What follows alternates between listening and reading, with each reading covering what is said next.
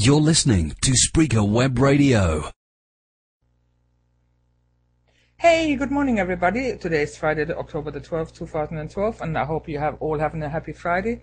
I decided to do a live show this morning. Reason being, I've got somebody here with me today who would like to talk to his Canadian government of Canada, and it's a special message to Minister Kenney, because he is as upset as I am since his name is the guest with me today is Wayne Ackerman. He's actually my husband, and he has a question to his Canadian government. He was one who was abused, sexually abused in Brookside Reform School here in Ontario, Canada, in a training school. He was in Brookside, Pine Ridge, and Hagersville.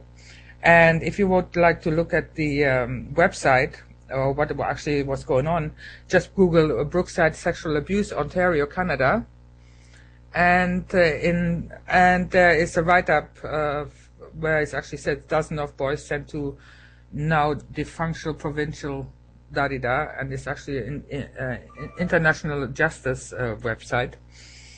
He was actually in Brookside, like I said, Pine Ridge and Hagersville, and he was really severely sexually abused. Physically abused, emotionally abused, and what actually has happened to him is absolutely disgusting. And these were employees by the Ontario government. So Wayne, Wayne will come on now and will tell his story and what is actually going on with my immigration. And since it took him a long time to do this, but anger now has took over. And so, Wayne, I'll let you have the forum now. So please, I'll give you the microphone now, and then just talk.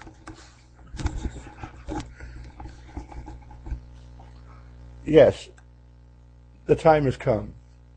I've sat back for a long time and just let this eat at me. But you know what? The time has come for me to stand up and try to get what's mine, and that's my rights. Obviously, I don't have any rights in this country because they took them away in 73, 74.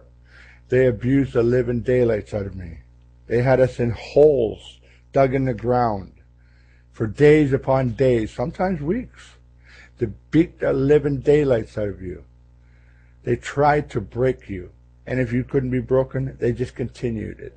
And when they did get somebody that did hurt so bad that the person expired, they made you help them and hide it. There's a lot of these kids that never made it out of there, and they claim that ran away and you never seen again. No, these kids were murdered, and I mean murdered. These kids are still in that land somewhere. They've covered it up pretty well. But enough of that right now. But I'll tell you something. What really bothers me the most. I did everything in my power to put all that nasty, nasty way of life behind me. But to no avail, they're still after me. In 2003 or 2, I started a campaign against the Ontario government to get them to acknowledge what they did to us. And my lawyer at the time, Loretta Merritt, fought the government. And in 2005, it took us 3 years to get a meeting with them. And in the first meeting, they folded and offered a big sum of money, which half of that went to the law firm. They should have paid that, not me. But anyway, that's beside the point. And they admitted to all the abuse and such. And I went solo. I did not go collective. But since then, I tried to put all that behind me, and I met a beautiful person over the internet, and we got to know each other. We knew each other's ways and what we wanted in life. So I invited her over to this country, which I thought was a free country and a beautiful place to live, to be with me and bring the boys. So she did, on my advice, saying Canada was a beautiful place. What happens? She comes over here. We pay enormous fees for her to come over. And It is now 2012. They're trying to deport her. And she does not have a record. She does not know how to not to communicate. She speaks very good and plain English. And she has degrees in helping needy kids who need her kind of help. But the government's saying, we don't care what you have to offer. I am a border guard copper here. My name is C.Maus. My number is 19977, and I don't give a damn what you got to offer. You're going to be deported because I want to, and it's my decision. Who gives this guy the right to do that? And where is he trained to make that kind of decision? And a letter from the doctor? Yeah, that's it. Should not be deported. Oh, right, yeah. As we continued fighting to try and get a hearing in front of a judge to show that she deserved to be here, we also have our youngest son who has a heart problem, a very serious heart problem. We have a letter from his pediatrician saying that he should not be deported. It puts his life in risk. And all this pressure is eating at him. And he's hurting himself, and he's doing many different things to himself. All this pressure is getting to him. He's only, right now, 18. Just turned 18. And over the last 3 or 4 years, it's been nothing but destruction. With the Toronto police after him because they don't like him because he rebelled. Just like I did. But I want to know, where are my rights? Who are anybody to say who I can have for a family and who I cannot have for a family? I want, in front of a judge, to hear me say my case and explain why I need these people in my life. Because I need stability. I need my life back. And just because I ruffled a few feathers in the Ontario government, you should not be taking it out on these people, and especially me. Haven't you done enough? Haven't you? Come on, Canada. Wake up. It's supposed to be land of the free. I don't know what more to say, but I'll tell you one thing. I am totally disgusted. And I'm going to say this. If anything happens, believe me, I am not now or ever going to quit. I'm going after the proper answers. I want to know why this is happening, and I want to know why these people can make these life and death situation answers when they're not qualified.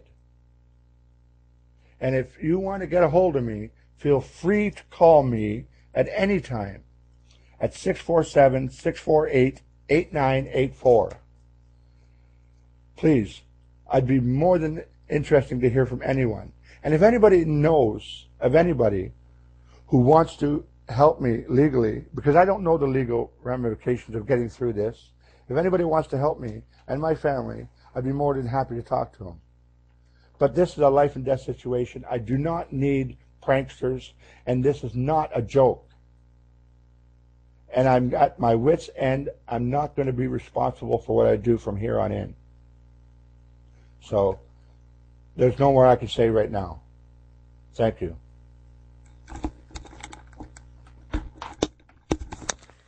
And there you have it. That was my husband. So you got his phone number, and his phone number again is 647-648-8984. And to be honest, people, this is not a joke anymore. Since the 17th of June of 2012, I have not had any contact with my boys. And they are actually living in other people's houses because of one is a court order of the immigration that he's actually not allowed to come and see me. So they're actually, what they're actually doing is depriving me of my boys. There was Thanksgiving here in Canada. No Thanksgiving. My boys couldn't come and see me. It's coming up to Christmas now, and looks like they're not going to be home for Christmas. Oh, they will be. And So it's getting really, really bad, you know, and I'm posting everything on the Facebook, and I'm sure people getting sick and tired of seeing my posts. But what also gets me, and I'm not being disrespectful or anything like that, what gets me is, if my boys were animals, then I probably would have thousands of signatures on my petition.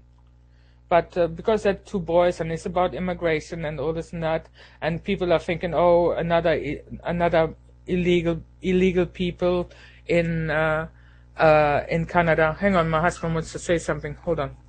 Yeah. I'm sorry, but I also want you to know, I have asked every radio station, TV station. I've contacted Mayor Ford before he became the mayor.